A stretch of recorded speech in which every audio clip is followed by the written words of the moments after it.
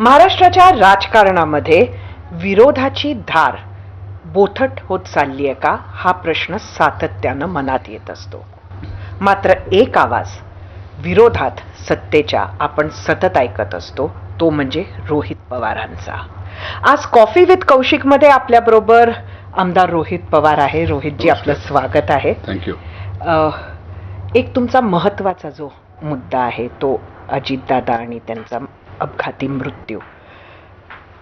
एकंदरीतच अजितदादा असतानाचे रोहित पवार आणि अजितदादा गेल्यानंतरचे रोहित पवार, तुमची पूर्ण पर्सनॅलिटी बदलली असं वाटतं.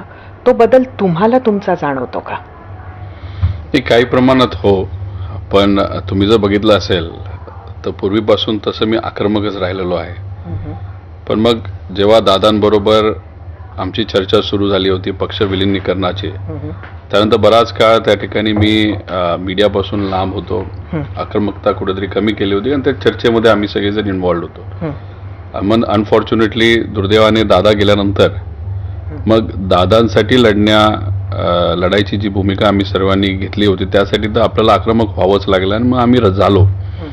कुठेतरी एक दादा गेल्यानंतर एक जी जबाबदारी असते, दोन प्रकारच्या जबाबदारी असतात. एक तर राजकारणामध्ये काम करत असताना कार्यकर्ते पदाधिकारी यांच्या बाबतीतली जबाबदारी, आणि दुसरं पवार परिवाराची जी लेगेसी आहे, हे पवार साहेबांनी केलेलं कार्य, त्यांचे विचार, त्यांची काम करण्याची पद्धत, दादांनी केलेलं काम, दादांची काम करण्याची पद्धत, आणि मग या दोघांमुळे आमच्या परिवाराला आलेलं नाव आणि परिवाराला आलेली उंची, ह्या सगळ्या गोष्टी जपायच्या असतील तर आपल्याला प्रामाणिकपणे त्या ठिकाणी लढावं लागेल. आणि त्यामुळे कुठंतरी एक सेन्स ऑफ रिस्पॉन्सिबिलिटी दादा गेल्यानंतर आलेली आहे आणि त्या पद्धतीने मी काम करत आहे. त्यामुळे कदाचित बऱ्याच लोकांना असं वाटत असावं की स्टाईल थोडीशी बदललेली आहे.